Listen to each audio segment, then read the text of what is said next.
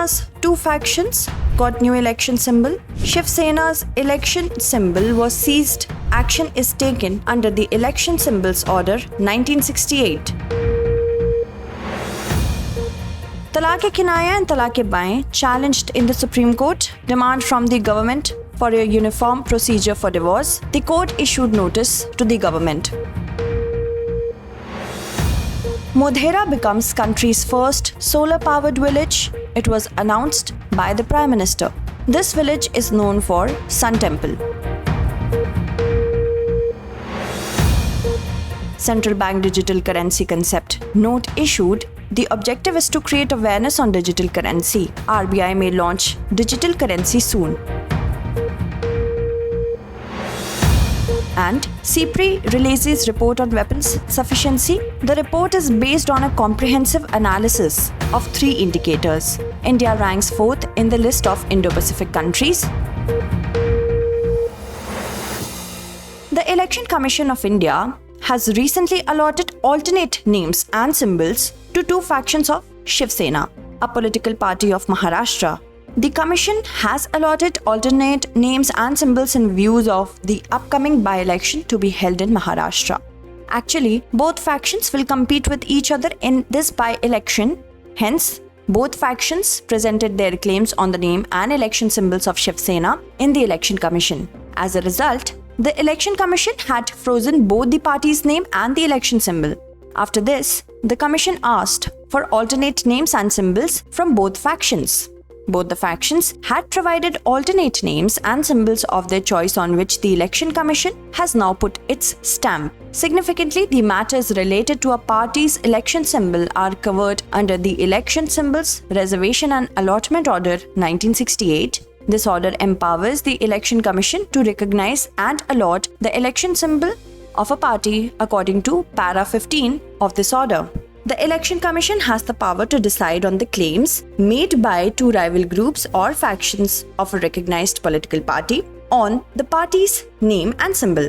It states that on the question of the split in a political party outside Parliament or the legislature, if the Commission is satisfied with the information that a rival faction or a group of a recognized political party claims to belong to that party, then the Commission may hear the matters considering all available facts and circumstances. Notably, the first case of split in a political party under Para 15 of the Election Symbols Reservation and Allotment Order 1968 came to the fore in 1969, and the case pertained to the Indian National Congress. On the other hand, if after a split in a political party, it cannot be ascertained with certainty which group enjoys the majority, then in such a situation, the Election Commission can freeze the political party's symbol. The Election Commission may then allow various factions to register themselves with new names or to add prefixes or suffixes to the party's existing name. Basically, an election symbol is a standardized symbol allotted to a political party. This symbol is used by the parties during their campaign. It is displayed on the electronic voting machine or on the ballot paper, where voters choose their representatives on the basis of the symbol of the party concerned. The provision of the symbol was introduced mainly to facilitate voting by illiterate people who are not able to read the party's name while casting their vote. After Triple Talaq, another case related to divorce has been placed before the Supreme Court. It challenges the constitutionality of Talaq-e-Kinaya and Talaq-e-Bain. While hearing the case, the Apex Court sent a notice to the central government and sought its reply. Recently, a petition was filed in the Supreme Court by Saida Ambreen, a resident of Karnataka.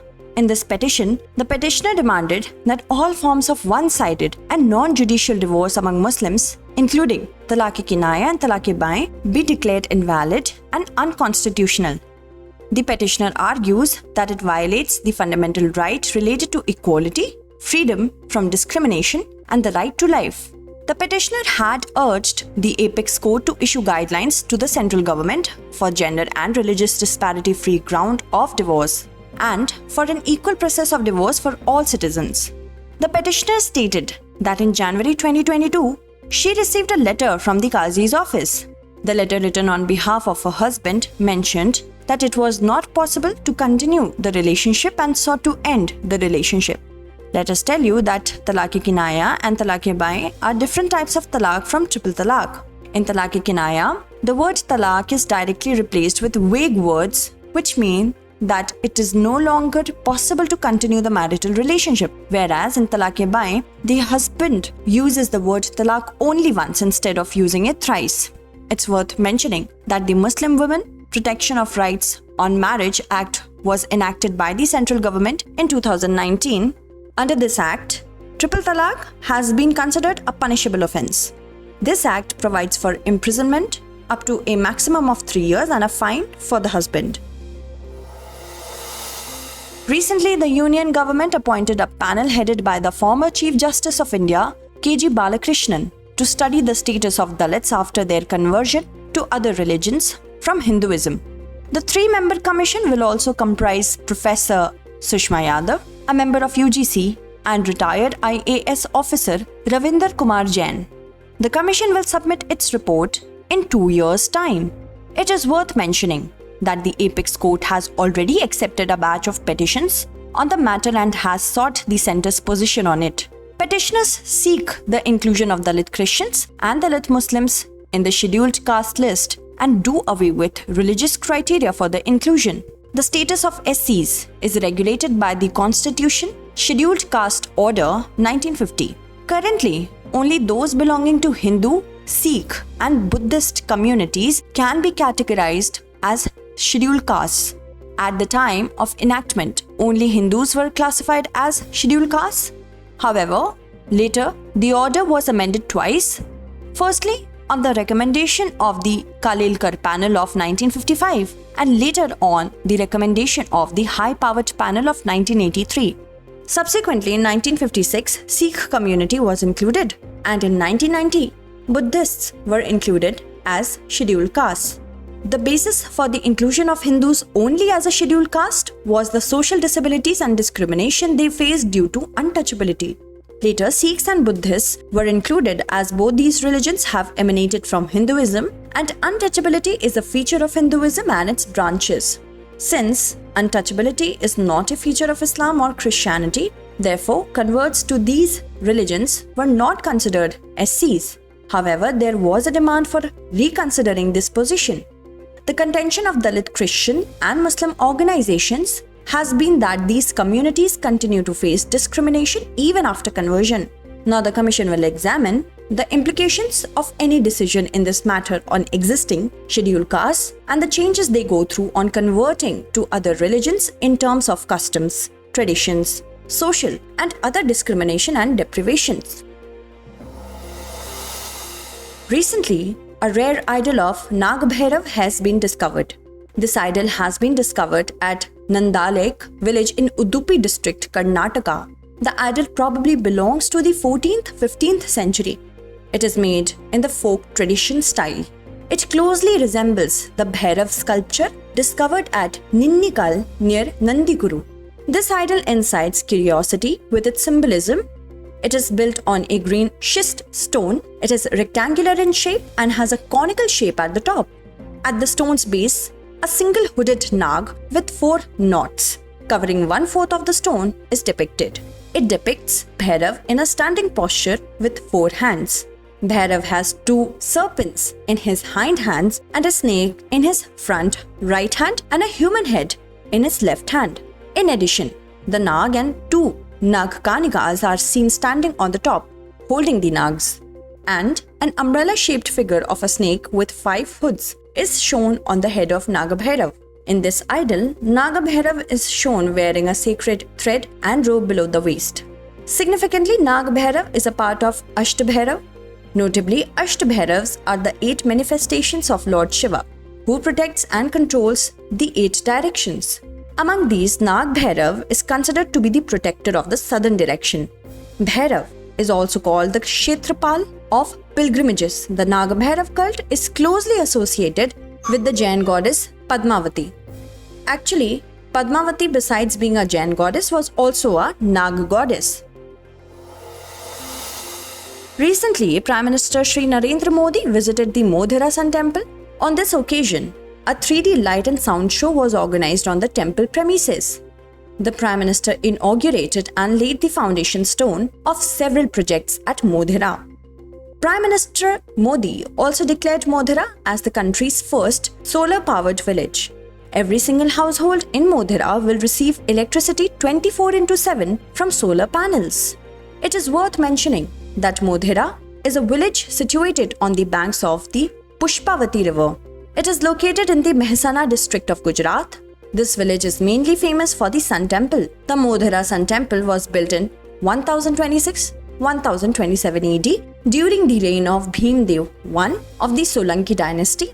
Actually, the Solanki kings were Suryavanshi and used to worship Sun as his clan deity or Kuldevta. Hence, he built this grand Sun Temple for worshipping his deity. This temple has been constructed in such a way that the sun's rays fall on it from sunrise to sunset. This temple is situated on a hill. There are 108 temples of different deities on the temple premises.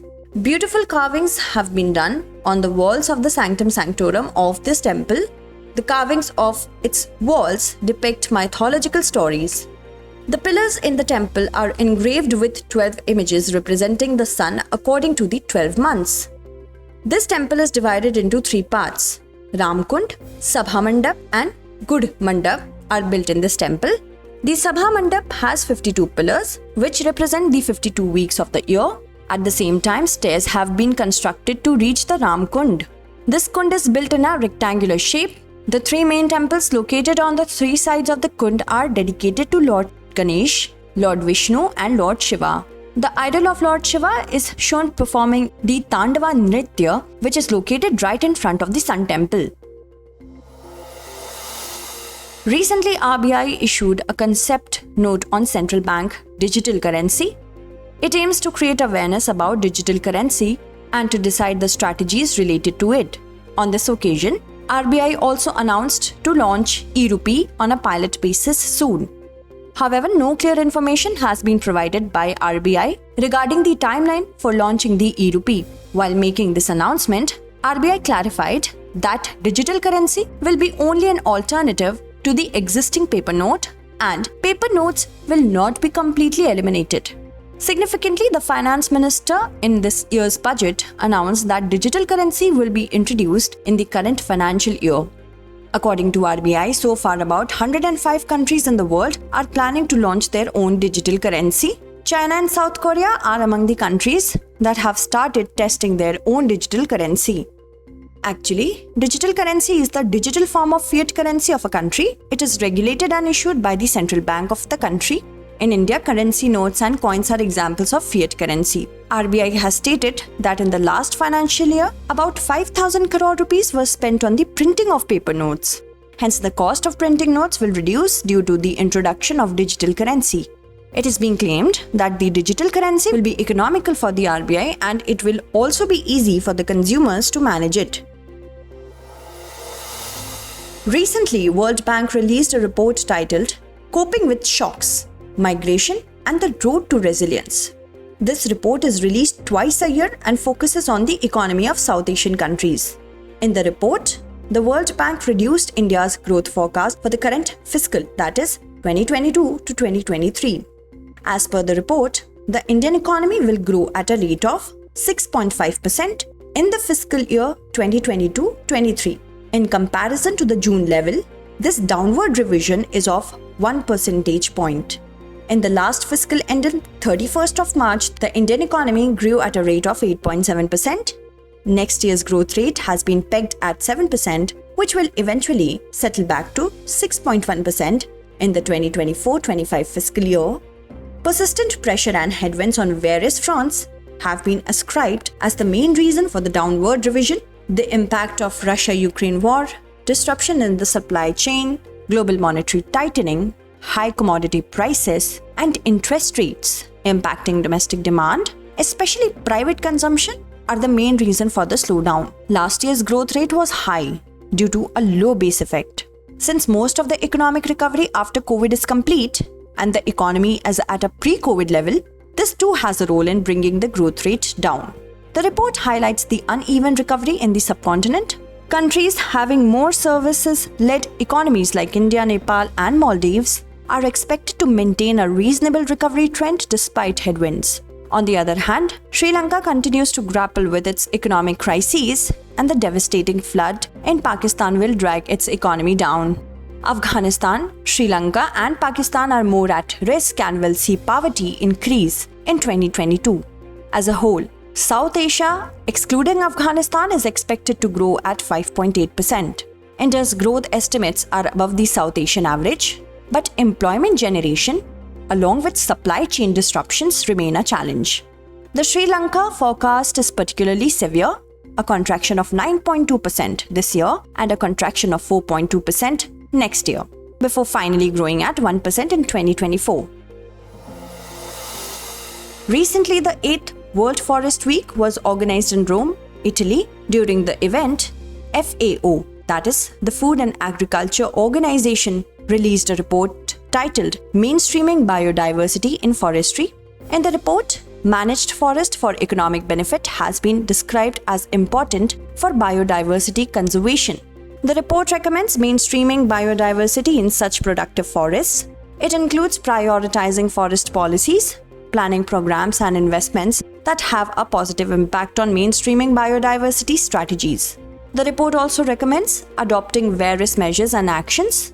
Under this, various measures are included to check illegal deforestation, adopt a multi-sectoral approach, economic incentives, use of market-based tools, and capacity development. Significantly, mainstreaming biodiversity refers to the incorporation of biodiversity considerations into the policies, strategies, and practices of public and private entities. It aims to promote the conservation and sustainable use of natural resources.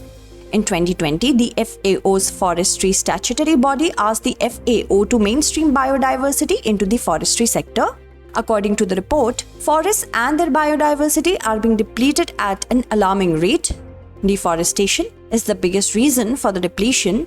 Every year, about 10 million hectares of deforestation are done for agricultural expansion. Other causes include timber harvesting, invasion of invasive species, climate change, forest fires, and desertification. The report holds that currently, weak laws related to biodiversity conservation in protected areas and their enforcement is the biggest obstacle. Significantly, under the United Nations Strategic Forest Plan 2017 to 2030, the role of forests in biodiversity has been described as pivotal.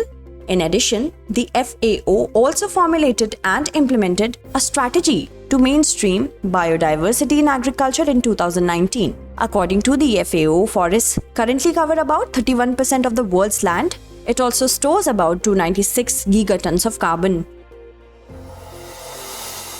Recently, B20 Indonesia Global Dialogue was organized in New Delhi. This conference was hosted by DPIIT, that is Department for Promotion of Industry and Internal Trade, in collaboration with CII, that is Confederation of Indian Industry. The conference aimed to align the Indian industry approach with the policy recommendations of B20 Indonesia. Significantly, the G20 summit is to be organized in Bali, Indonesia next month. In this summit, Indonesia seeks India's support on some issues to strengthen the agenda of emerging economies. It includes promoting legacy projects launched to help the MSME sector and especially women entrepreneurs. Actually, till now, the agenda of the G20 was prepared while serving the interests of developed countries. Hence, emerging countries like India, Indonesia, Brazil, and South Africa need to come together to advance their own agenda. Notably, B20, that is Business 20, is a forum for official G20 dialogue with the global business community. B20 was established in 2010 to formulate strategies and set priorities to promote economic development. B20 also provides policy recommendations to achieve these goals. The G20 is a group of 19 countries along with the European Union. This group represents about 85% of the global GDP, 75% of the global trade, and 60% of the world's population. This year, G20 meeting is proposed in Indonesia. Recently, the Union Ministry of Health and Family Welfare launched a new initiative called Tele Manas, that is, Tele Mental Health Assistance and Networking across states. It aims to improve mental health in the wake of the COVID-19 pandemic. The central government announced the National Telemental Health Program in the year's budget. Telemanas is a major part of the program. Through this program, free telemental health services will be provided round the clock across India. These services will be linked to a toll-free helpline number at the national level, which will provide services in multiple languages. In this toll-free helpline number, an individual will be able to choose the language of his/her comfort to avail these services. When an individual will call this number for availing these services, then the call will be forwarded to the Telemanas cell located in the concerned state or union territory. Thereafter, the Telemanas cell will provide services to the concerned individual. The Telemanas program will be implemented through a two-tier system. Tier 1 comprises the state-level Telemanas cell.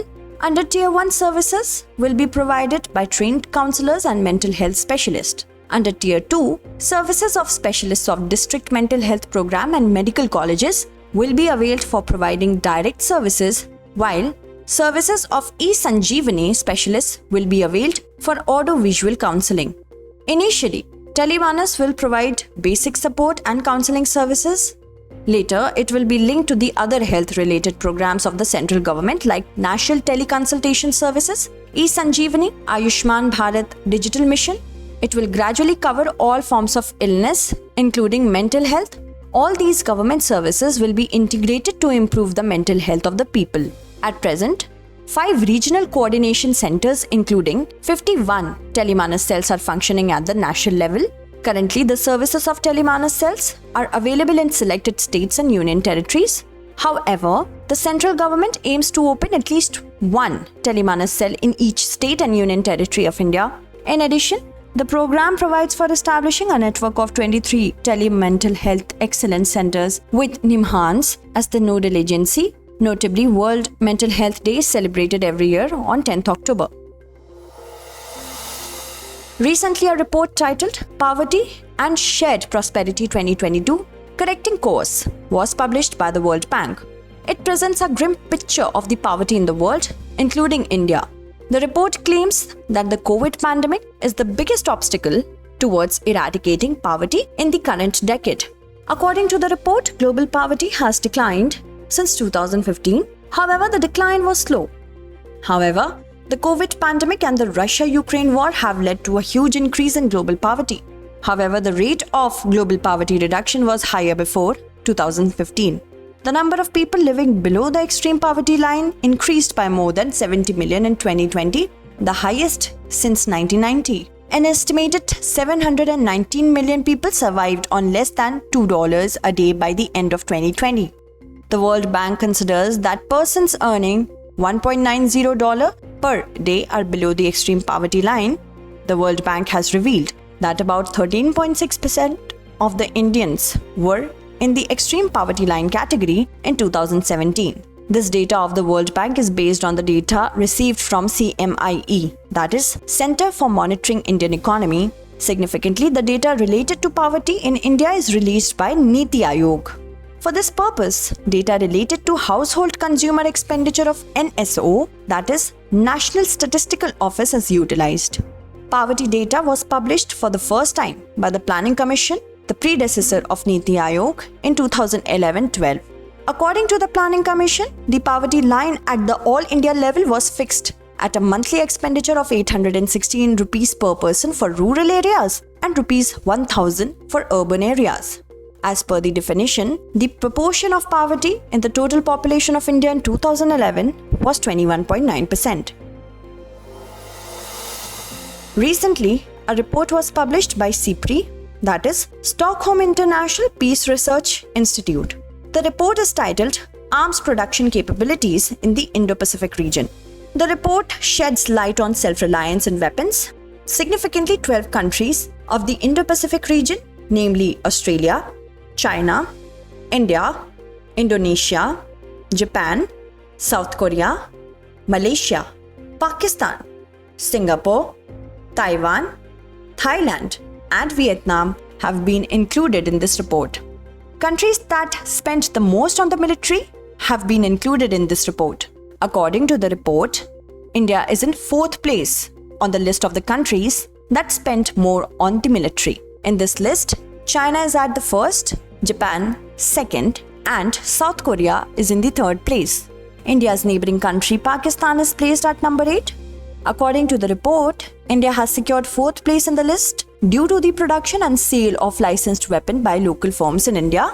According to CIPRI, India was the second largest importer of arms in the world from 2016 to 2020. India is almost entirely dependent on foreign arms imports. Foreign imports accounted for about 84% of India's total arms purchases between 2016 and 2020. It included arms parts for domestic production along with licensed weapons. India's domestic arms manufacturers supply only 16% of the total arms procurement. Hindustan Aeronautics Limited, Indian Ordnance Factories, Bharat Electronics, Mazagon Docks and Cochin Shipyard are among the major Indian arms suppliers. On the other hand, Ashok Leyland, the company that supplies the largest number of trucks to the Indian Army, holds a prominent position in the top 50 companies in the Indo-Pacific region. Notably, this list is based on a comprehensive analysis of 3 indicators. It includes arm procurements, the arms industry, and uncrewed maritime vehicle indicators. While preparing the report, the self-reliance of these countries were measured on the basis of these indicators. Thereafter, this report was prepared. Let us now look at the 5 questions based on the bulletin. Questions for this series are: first question is, consider the following statements with reference to Modhera, which was in news recently. 1. It is a village situated on the banks of the Pushpavati river. 2. It is located in the Patan district of Gujarat. 3. It is the first solar-powered village in India. 4. It is mainly famous for the Sun Temple. Which of the above statements is or are correct? 1 and 2 only, 1, 2 and 3 only, 1, 3 and 4 only, or 1, 2 and 4 only?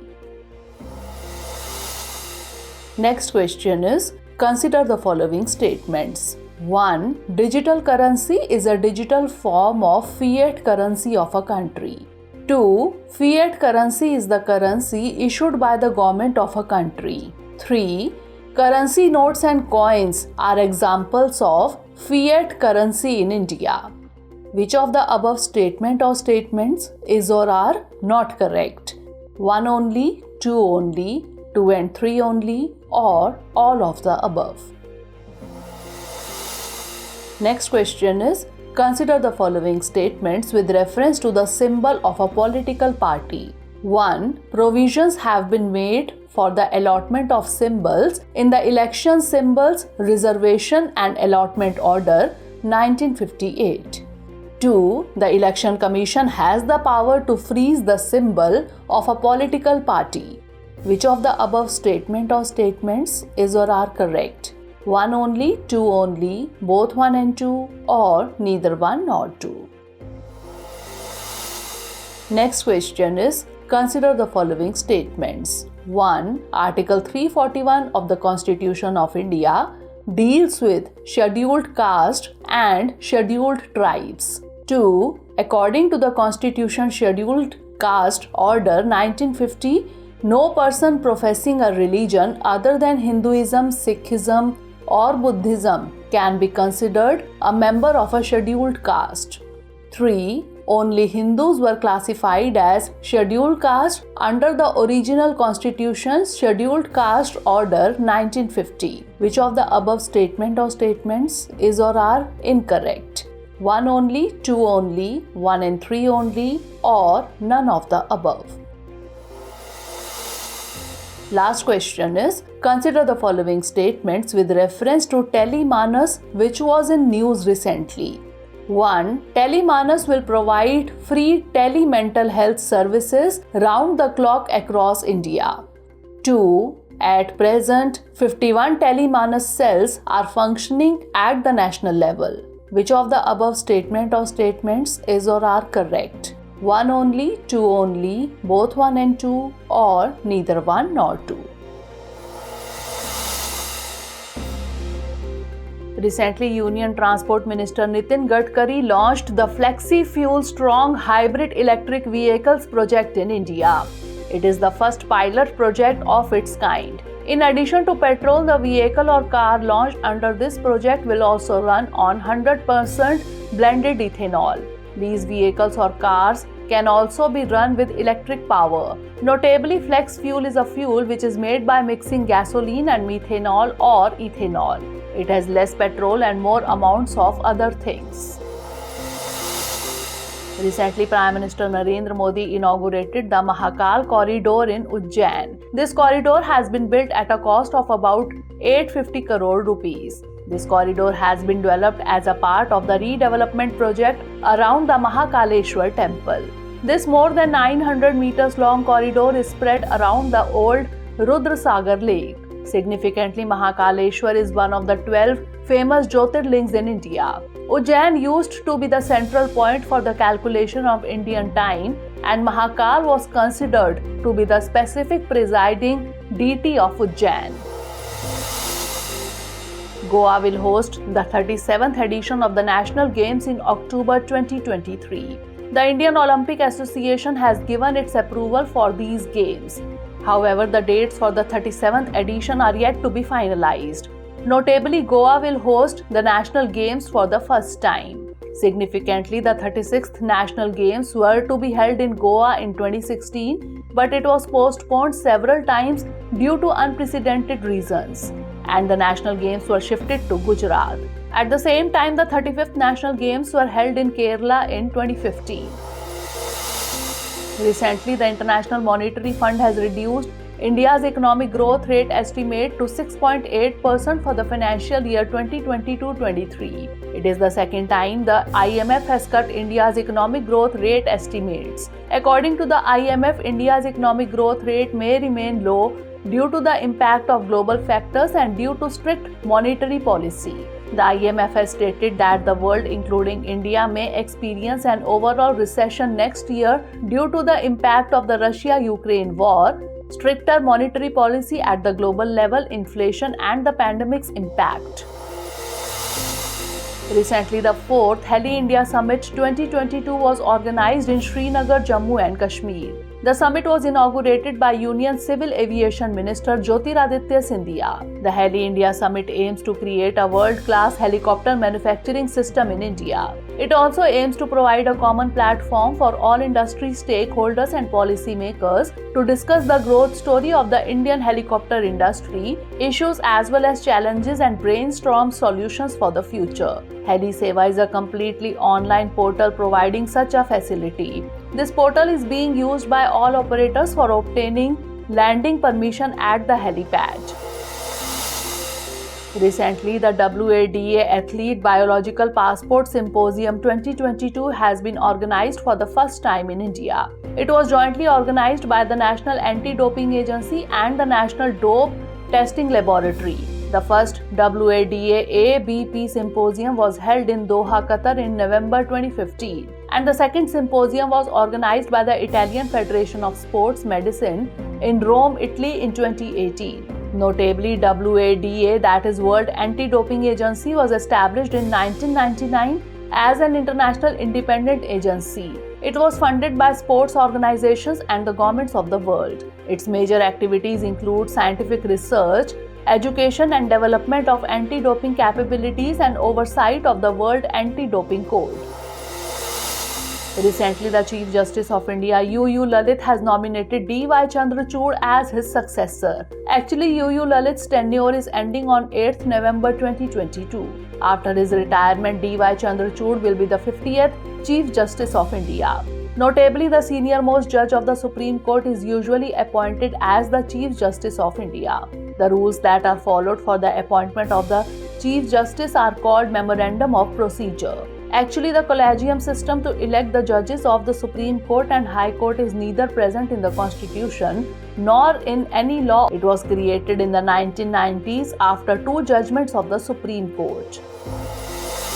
In a recent report of Vigilant Citizens organization, shocking statistics have come to the fore related to the right to information. According to the report, there are about 3.15 lakh complaints or appeals pending with 26 information commissions across India. These statistics reveal that the number of pending complaints in the commissions is increasing continuously every year. The number of pending appeals and complaints in 2019 was 2,18,347, which has increased to 3,14,323 in 2022. Notably, the right to information was mainly implemented by an act in 2005 against corruption.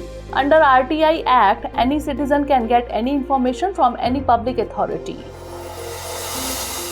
Recently, the DART mission has been successful in changing the orbit of the targeted asteroid. NASA has confirmed this news. Humans have changed the speed of any celestial body for the first time in history. It is worth noting that this is the first time that the orbit of a celestial body has changed. Significantly, DART was the first mission dedicated to the investigation and demonstration of a method of asteroid deflection by altering the motion of an asteroid in space through kinetic effects. Recently, Israel announced a historic agreement with Lebanon. It aims to resolve the long-standing maritime boundary dispute in the Mediterranean Sea. Significantly, since the existence of Israel, there has been a dispute over the maritime boundary between Lebanon and Israel.